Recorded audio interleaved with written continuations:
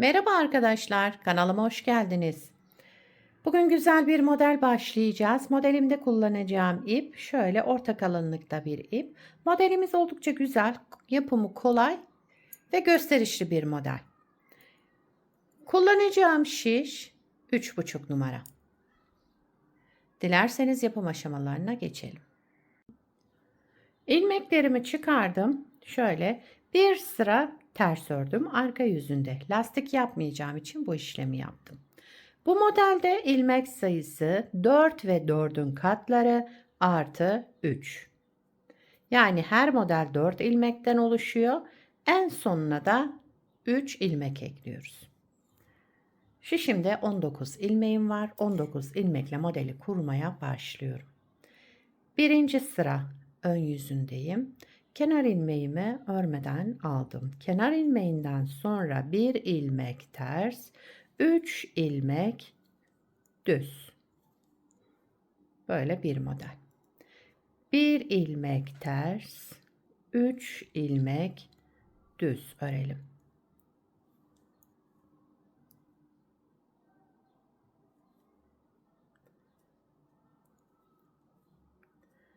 Sıra sonuna kadar böyle devam edelim. Bir ters, 3 düz. Sıra sonunda bakın 3 düz ve bir ters ilmekle sıramı tamamladım. Daha sonra kenar ilmeğimi düz ördüm. Birinci sırayı tamamladık.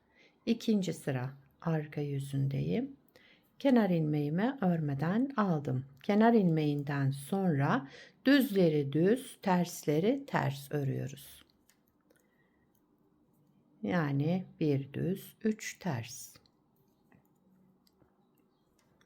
İkinci sıra arka yüzündeyiz.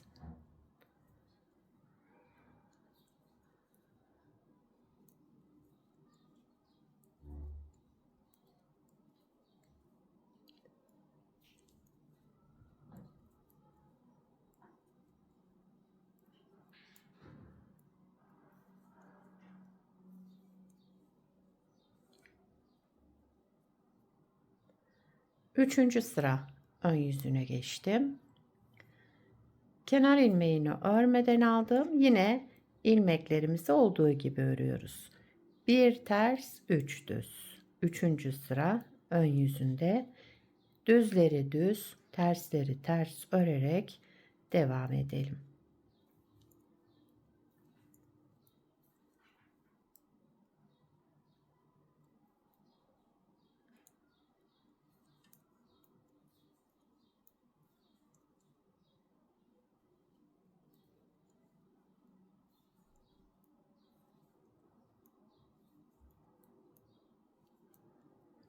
Sıra sonunda bir ters, daha sonra kenar ilmeğimi de düz örerek üçüncü sıramızı tamamladık.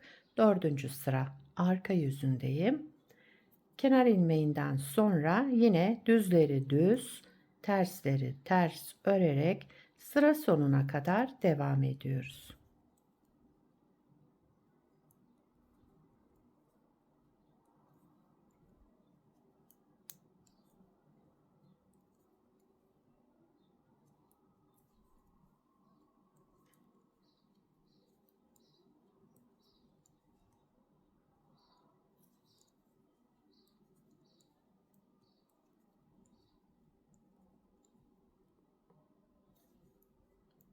Evet, dördüncü sıramı da tamamladım. İlmeklerimi olduğu gibi ördüm. Düzleri düz, tersleri ters ördüm. 4 sırayı tamamladık. Bakın şöyle 4 sırayı tamamladıktan sonra beşinci sıra ön yüzünde kenar ilmeğimi örmeden aldım. Sıradaki ters olan ilmeğimi düz ördüm. Daha sonra bir artırma yaptım. Bakın 3 düz ilmeğimiz var. İkinci ilmeğin arka boşluğundan girerek bir ilmek çıkardım, aldım. Bir ilmek artırma yaptım. Daha sonra bu 3 ilmeği, burada 2 ilmeğim, bir de diğerini aldım. Toplam 3 düz ilmeği toplayarak ters ördüm, tek ilmeğe düşürdüm. Bu üstte duran 2 ilmeği, şu ikisini alarak ördüğüm şu ters olan ilmeğin üzerinden geçirerek bıraktım. Daha sonra bir artırma yaptım. 3 ilmeği tek ilmeğe düşürmüştük. Sağında solunda artırma yapıyoruz. Bir düz ilmek, ters olan ilmeğimi düz ördüm. Bir artırma yaptım. 3 düze gelince ikinci düz ilmeğin arka boşluğundan bir ilmek çıkardım, aldım. Bir artırma yaptım. İpi kendimden taraf aldım. 3 düz olan ilmeğimi topladım. Ters örerek kestim. Tek ilmeğe düşürdüm. Şöyle tellendirdim burada. Üçünü bir toplayalım. Ters örerek tek ilmeğe düşürelim. Üste duran 2 ilmeğim, bakın. Bunu da bu ters olan ilmeğimin üzerinden geçirdim, bıraktım. Daha sonra tekrar bir artırma yaptım. Bir düz ilmek ördüm. Böyle devam ediyor. Bakın şöyle düğüm düğüm görünecek şuralar. Önce bir artırma, daha sonra ikinci düz ilmeğin arka boşluğundan bir ilmek çıkardım, aldım. Bir ilmek artırma yaptım. Bu üçünü bir toplayarak ters ördüm. Tek ilmeğe düşürdüm. Üste duran 2 ilmeği de şöyle aldım. Bu ters ördüğüm ilmeğin üzerinden geçirdim, bıraktım. Bir ilmek artırma yaptım. Bir ilmek düz, bir ilmek artırma. Daha sonra ikinci ilmeğin arka boşluğundan bir ilmek çıkardım, aldım. Bir ilmek artırma yaptım. 3 düz ilmeğimi de üçünü bir toplayarak ters ördüm. Tek ilmeğe düşürdüm. Üste duran bakın şu artırma yaptığım ve aradan çıkarttığım ilmeği de bu kesme yaptığım ilmeğin üzerinden geçirerek bıraktım. Daha sonra tekrar bir artırma yaptım. Sıra sonunda bir düz ve kenar ilmeğimi de düz örerek 5. sıramızı tamamladık. 6. sıra arka yüzündeyim. Kenar ilmeğimi örmeden aldım. Kenar ilmeğinden sonra 2 ilmek ters örüyorum bakın. Şu 2 ilmeğimi ters ördüm. Daha sonra şu kesme yaptığım ilmek vardı. Bunu düz örüyorum. 6. sıra arka yüzündeyim. Modeli kaydırmak için bu şekilde yaptık.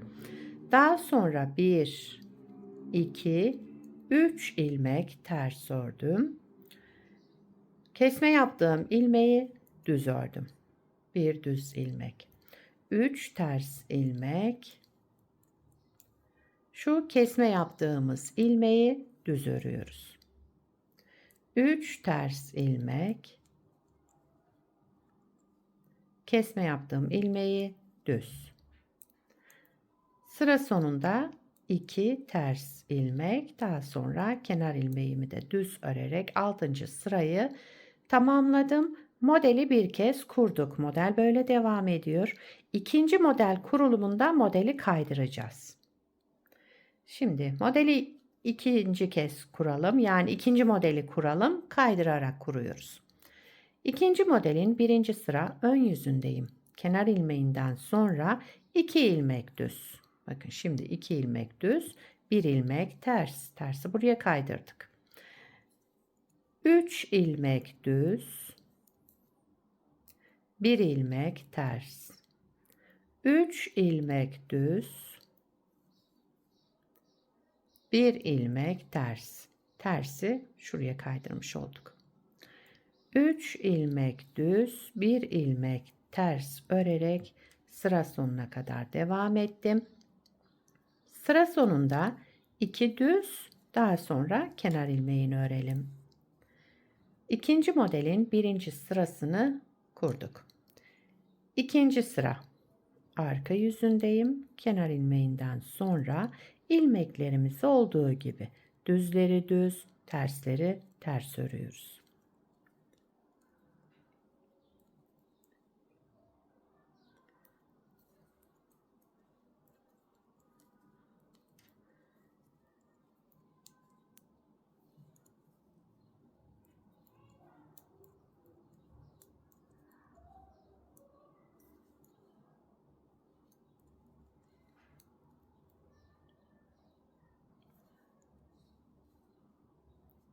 Evet. Üçüncü sıra ön yüzündeyim. Kenar ilmeğinden sonra ilmeklerimi olduğu gibi örüyorum yine. Üçüncü sıra ön yüzünde düzleri düz, tersleri ters örerek devam ediyoruz.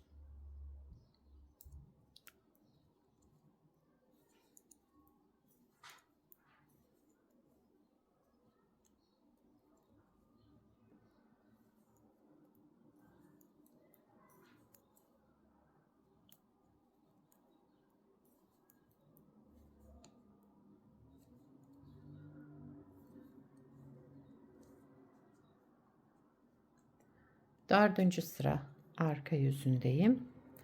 Kenar ilmeğinden sonra yine ilmeklerimi düzleri düz, tersleri ters örerek devam ediyoruz. 4 sırayı bu şekilde tamamlayalım. Şöyle.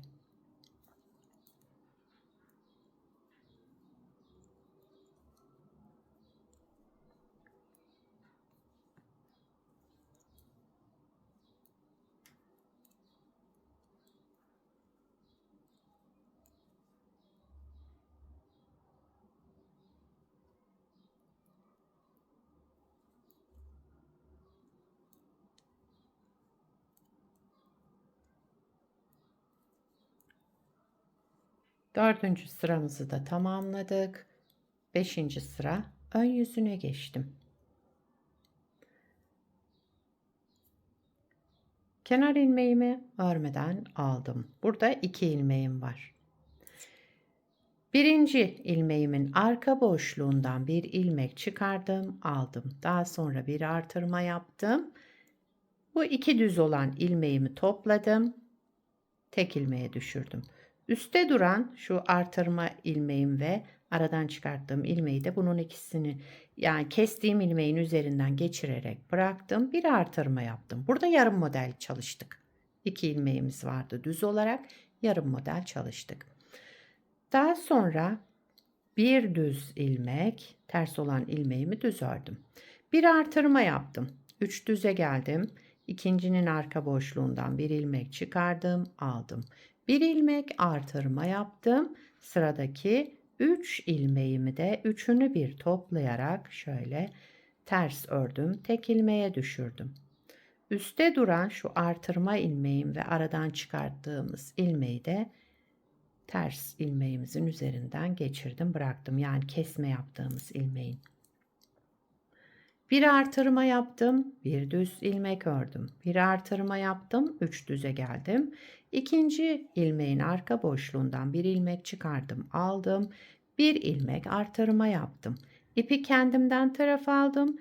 3 düz ilmeği topladım, kestim. Tek ilmeğe düşürdüm. Aradan çıkarttığım bu 2 ilmeği, yani artırmayla beraber ikisini ters ördüğüm ilmeğin üzerinden geçirdim, bıraktım. Daha sonra bir artırma yaptım yine. Bir düz ilmek, bir artırma. İkinci düz ilmeğin arka boşluğundan bir ilmek çıkardım, aldım. Bir artırma yaptım ve bu 3 düz ilmeğimi üçünü bir topladım, ters ördüm, kestim. Daha sonra bu üstte duran 2 ilmeğimi de bunun üzerinden geçirerek bıraktım. Bir artırma yaptım, bir düz ilmek ördüm. Burada bir artırma yaptım, daha sonra bu ikili ilmeğimizi yapıyoruz.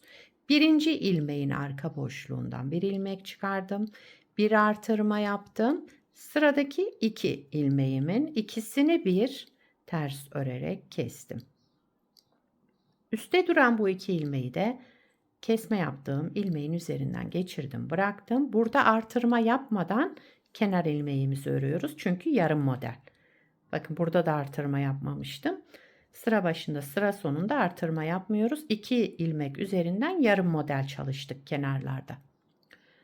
6. sıra arka yüzündeyim. İkinci modelin 6. sıra arka yüzündeyiz. Kenar ilmeğinden sonra burada bu ilmeğimi düz örüyorum. Kesme yaptığım şöyle ilmeğimi düz ördüm. 3 ters ilmek.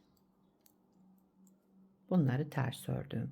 Şu kesme yaptığım şu ilmeğimi düz arka yüzünde Diğer 3 ilmeğimi ters. Artırmalar da ters örülüyor. Kesme yaptığımız ilmek düz, diğer 3 ilmek ters örerek sıra sonuna kadar devam ediyoruz. İkinci modelin 6. sıra arka yüzündeyiz.